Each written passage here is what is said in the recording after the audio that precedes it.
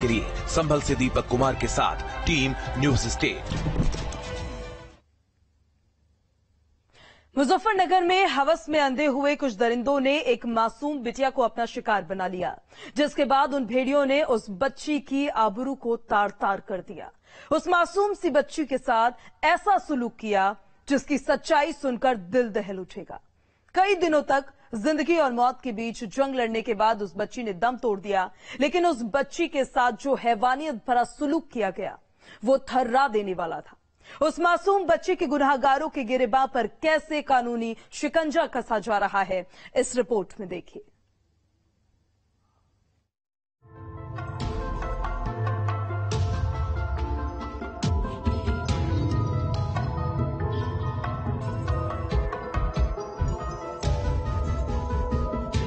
चाहती नहीं जो मेरा तरफ कोई मत करता।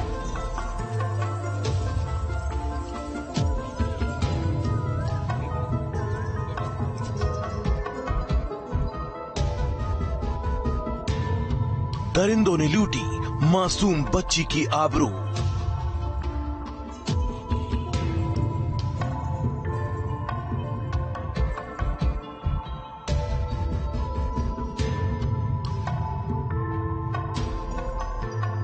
हैवान बना चाचा, मासूम के साथ किया गुनाह।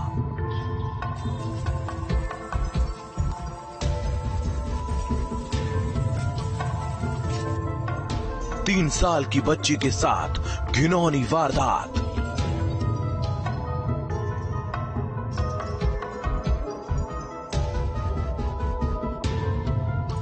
मासूम की मौत से शर्मिंदा हुआ मुजफ्फरनगर।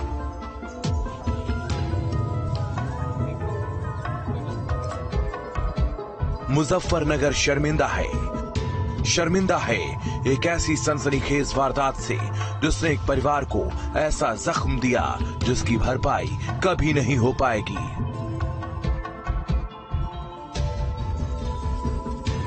उन दरिंदों ने 3 साल की मासूम बच्ची के साथ संगीन गुनाह किया, जिसके बाद पूरा शहर खून के आंसू रो पड़ा। एक बाप के हाथ में अपनी बच्ची का बेजान शरीर है, बिलखती हुई आवाजें मातम मना रही हैं और नम हो चुकी आंखों में नाराजगी है। एक ऐसी गुनाह की जिसको चंद बेरहम भेड़ियों ने अंजाम दिया है। कहने को तो आरोपी बच्ची के पड़ोस में ही रहता था, लेकिन उसकी नीयत गंदी थी, खोट था उसके इरादों में। और फिर एक रोज उसकी नजर पड़ी उस मासूम बच्ची पर और फिर उसने उस मासूम को अपनी हवस का शिकार बना लिया। मेरे बच्ची को लेके गया तो भाभी मैं मंदिर पे लेके जा रहा, मैंने कहा चलो लेके जाओ। वो लेके गया, मुझे पता नहीं दिया उसने। मैं बाहर देखो गई 11 बजे तक आया नहीं। फिर मैं ढूंढने गई, टूटा के पूछा टूटा कहाँ ला ली, कहने लगा सोनी ने ले लिया। मैं कितनी देर में आ गई, क्या अभी उसे फ्रूटी दे के लेके आ रहा, और वो आया नहीं 1 बजे लो। तब मैंने ढूंढ मचाया, तब टूटा को लेके मैंने थाने में उसे जाके वो कर दिया। उस बच्ची को बहलाकर अपने साथ लेकर जाने वाले उस दरिंदे के इरादे बेहद डरावने थे। बच्ची के साथ उसने ऐसी घिनौनी वारदात को अंजाम दिया जिसकी हकीकत सुनकर हर कोई सहम गया। उस शैतान ने बच्ची को अपनी हवस का शिकार बनाया। दरिंदगी का शिकार हुई उस बच्ची ने 72 घंटे तक जिंदगी की जंग लड़ी, लेकिन 3 दिन के बाद उस बच्ची के सांसों की डोर टूट गई, जिसके बाद शोक में डूबे उस परिवार को संवेदना देने के लिए खुद केंद्रीय राज्य मंत्री संजीव बालियान पहुंचे। जानसर कस्बा नहीं, पूरा मुजफ्फर की संवेदनाएं बच्ची के उसकी माता के साथ है। मैं शर्मिंदा हूं कि ऐसे लोग इस समाज में जिंदा है जो 3 साल से भी छोटी उम्र की बच्ची, 2 साल 11 महीने की बच्ची के साथ इस तरह का जो वाकया हुआ है, वाकई नजीर बनाएंगे। आप ऐसी सजा मिलेगी कि वो दूसरा कभी ऐसी कल्पना न कर सके। मुजफ्फरनगर में उस बच्ची के साथ हुए गुनाह को समझने के लिए पूरी वारदात को शुरू से समझिए। 12 जून 2022 मुजफ्फरनगर। उस बच्ची के पड़ोस पे रहने वाले उस हैवान शख्स का नाम है राजीव उर्फ टोटा, जो कहने को तो बच्ची का मुंह बोला चाचा था। उस बच्ची के परिवार वाले उस पर पूरा भरोसा भी करते थे, लेकिन उस मुंह बोले चाचा की नीयत कतई नेक नहीं थी। उसके दिल में छिपा हुआ था एक ऐसा शैतान जिसने इंसानियत की हर हद को पार कर दिया। जानसठ थाना क्षेत्र में एक छोटी बच्ची के साथ उसी के पड़ोस में रहने वाले उसके मुंह बोले चाचा ने उसको मंदिर से अपने साथ ले जाकर के और दुष्कर्म का प्रयास किया, जिसमें बच्ची गंभीर रूप से घायल हो गई। उसको तत्काल मेडिकल सुविधा उपलब्ध कराई गई, हॉस्पिटल ले जाया गया, इलाज कराया गया, लेकिन इलाज के दौरान बच्ची की दुखद मृत्यु हो गई। बच्ची को मंदिर लेकर जाने का बहाना बनाया और फिर वो दरिंदा बच्ची को बहलाकर अपने साथ खेतों में ले गया, जहां आरोपी राजीव ने अपने दोस्त सुरेंद्र उर्फ सोनी के साथ मिलकर हैवानियत भरी वारदात को अंजाम दिया। उस बच्ची को अपनी हवस का शिकार बनाने के बाद वो लोग वापस आ रहे थे, तभी एक होमगार्ड ने आरोपियों को रास्ते में देखा, उनसे पूछताछ की तो आरोपी बच्ची को बदहवास हालत में छोड़कर मौके से फरार हो गए। बच्ची को मंदिर ले गए थे और मंदिर से बहला फुसला करके और वो खेतों में ले गए, जहां पर एक होमगार्ड ने बच्ची को उस आदमी के साथ देखा। संदेह होने पर होमगार्ड ने उससे पूछताछ करने की कोशिश की तो वो बच्ची को छोड़ करके भाग गया। तत्काल पुलिस को होमगार्ड ने सूचना दी और इस पर तत्काल कार्रवाई करते हुए बच्ची को हॉस्पिटल ले जाया गया। होमगार्ड से खबर मिली तो पुलिस फौरन मौके पर पहुंची। बच्ची को इलाज के लिए अस्पताल पहुंचाया गया। उस अस्पताल में 3 दिन तक बच्ची जिंदगी और मौत से जूझती रही, लेकिन 72 घंटे तक तकलीफ सहने के बाद 3 साल की वो मासूम जिंदगी और मौत की जंग हार गई। बच्ची की मौत से गमों के पहाड़ को झेल रहे परिवार से केंद्रीय राज्य मंत्री संजीव बालियान ने मुलाकात की और अब संजीव बालियान ने ये आश्वासन दिया है कि गुनाहगारों को किसी भी हाल में बख्शा नहीं जाएगा। और एक नजीर बनाएंगे हम, मेरी कप्तान से बात हुई है, फास्ट ट्रैक में करेंगे, 10-12 दिन के अंदर चार्जशीट सबमिट कराएंगे और डे टू डे हियरिंग का प्रयास करेंगे। मैंने बात की कप्तान से, डे टू डे हियरिंग करके 2 से 3 महीने के अंदर कोशिश हो पाए कैसे सजा मिले और ऐसी सजा मिले सब कि कोई दूसरा किसी बच्ची के साथ ऐसा नहीं करे। उस बच्ची को खोने के बाद उसके परिवार का भी बुरा हाल है। बच्ची की मां बिलखती हुई आवाज में गुनहगारों को कड़ी से कड़ी सजा देने की मांग कर रही है। अपने कलेजे के टुकड़े को खोने वाली उस मां की मांग यही है कि बच्ची के गुनहगारों को मौत की सजा दी जाए। बस मुझे कोई नहीं चाहिए, आप लोगों से ये विनती है, जो मेरे बच्ची के लिए मुझे उससे फांसी चाहिए, बस कुछ नहीं है। नहीं फांसी नहीं हो तो हम खुद मारेंगे उसे। वारदात की तफ्तीश में जुटी पुलिस भी यही आश्वासन दे रही है कि दोषियों को किसी भी हाल में बख्शा नहीं जाएगा। बच्ची के साथ गुनाह करने वालों को उनके कर्मों की कड़ी से कड़ी सजा मिलेगी।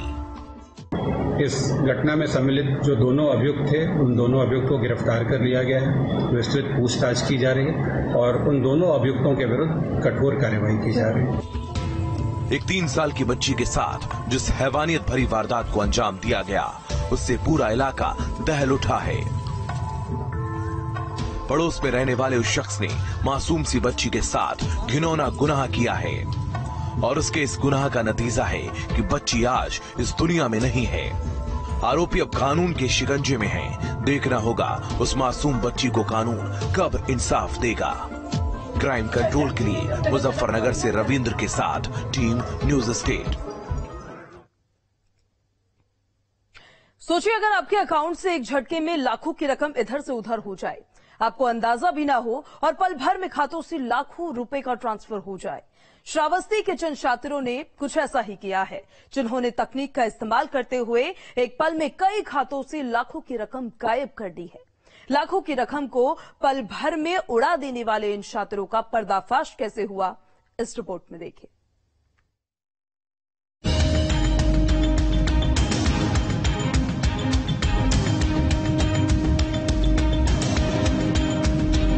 पल भर में अकाउंट से लाखों की लूट।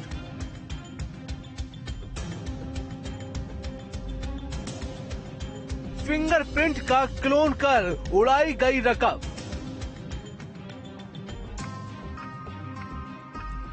श्रावस्ती के छात्रों की दिल्ली से गिरफ्तारी।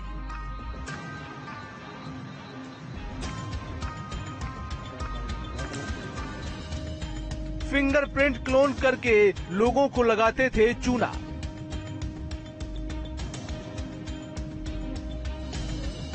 पुलिस की गिरफ्त में खड़े और शर्म से अपने चेहरे को झुकाए इन लोगों को पहचान लीजिए। चेहरे पर मासूमियत का नकाब ओढ़ कर खड़े इन लोगों ने अब तक सैकड़ों लोगों को लाखों रुपए का चूना लगाया है। फिंगरप्रिंट की क्लोनिंग करके ये लोग बेहद शातिर तरीके से अकाउंट से पैसे गायब कर दिया करते थे। लेकिन इनके जुर्म की सच्चाई तब खुली जब दो लोगों ने अपने अकाउंट से लाखों रुपए गायब होने की जानकारी पुलिस को दी। थाना गंगा क्षेत्र के 2 व्यक्तियों द्वारा शिकायत की गई थी कि उनके खाते से 1,80,000 रुपये और 1,10,000 रुपये फर्जी तरीके से ट्रांसफर कर लिए गए हैं। इस पर अभियोग पंजीकृत करके क्राइम ब्रांच को विवेचना दी गई थी। अकाउंट से पैसे गायब होने की शिकायत के साथ ही पुलिस ने मामले की तफ्तीश शुरू की। वारदात से जुड़े हर पहलू पर पुलिस ने जांच आगे बढ़ाई। अकाउंट से पैसे ट्रांसफर की जानकारी जब क्राइम ब्रांच को मिली तो क्राइम ब्रांच ने मामले में तहकीकात को आगे बढ़ाया। वारदात से जुड़े तार पहुंचे दिल्ली तक, जहां से पुलिस की टीम ने 2 लोगों को गिरफ्तार किया, जिनके पास से वो तमाम सामान बरामद हुआ जिसका इस्तेमाल कर ये लोग आम लोगों को अपना शिकार बनाते थे। क्राइम ब्रांच ने टेक्नोलॉजी का उपयोग करते हुए 2 शातिर अभियुक्तों को दिल्ली से गिरफ्तार किया है और इनके कब्जे से 3 mobile, 3 hard disk, CPU, 2 fingerprint scanner, pen drive, webcam, wifi router, 4 ATM और 4 चेकबुक पाई गई हैं। पुलिस की गिरफ्त में खड़े इन शातिरों ने अब तक कई लोगों से लाखों रुपए की ठगी की वारदात को अंजाम दिया है। इन शातिरों के अकाउंट से निकाली गई जानकारी के बाद पुलिस ने इनके गिरोह की पूरी सच्चाई खोल कर रख दी है। अब तक सामने आई जानकारी में खुलासा हुआ है कि शातिरों ने लोगों के अकाउंट से 40 लाख से ज्यादा की रकम गायब की है। इनके द्वारा फिंगरप्रिंट की क्लोनिंग करके उसके माध्यम से पैसे का लोगों के खाते से पैसे का ट्रांसफर कर लिया जाता था और अपने शौक में उसको उपयोग किया जाता था। इनके खातों में लगभग 40 लाख रुपए का ट्रांजैक्शन पाया गया है। इनके खाते फ्रीज करा दिए गए। इन शातिरों से पूछताछ के बाद अब इनके गुनाहों का पर्दाफाश किया जा रहा है। अब तक 40 लाख की हेरफेर का खुलासा पुलिस कर चुकी है। लेकिन सच यही है कि इस तरह के शातिर तभी नाकामयाब होंगे अगर लोग अपने अकाउंट को लेकर लापरवाही नहीं बरतेंगे। लिहाजा आपको भी सावधान रहने की जरूरत है, क्योंकि इन शातिरों की नजरें लोगों के बैंक अकाउंट पर टिकी हुई हैं और मौका ढूंढ रहे हैं किसी तरह की साजिश को अंजाम देने का। क्राइम कंट्रोल के लिए श्रावस्ती से संतोष के साथ टीम न्यूज स्टेट। वो पहले बड़े बड़े वादे करते हैं, पैसों के लुभावने सपने दिखाते हैं और फिर भोले भाले लोगों को अपने जाल में फंसाते हैं। उनका जाल भी ऐसा जिसमें फंसने के बाद लोगों के पास रास्ते तक नहीं बचते। एप्लीकेशन की मदद से तकनीक का इस्तेमाल करते हुए कैसे लोगों को अपना शिकार बनाने की साजिश दिन रात रची जा रही है और इस साजिश में लोग कैसे फंसते चले जा रहे हैं। साथ ही लोन के नाम पर लोगों को फंसाने की इस साजिश से आप अपने आप को किस तरह बचा सकते हैं, सब कुछ देखिए इस रिपोर्ट में।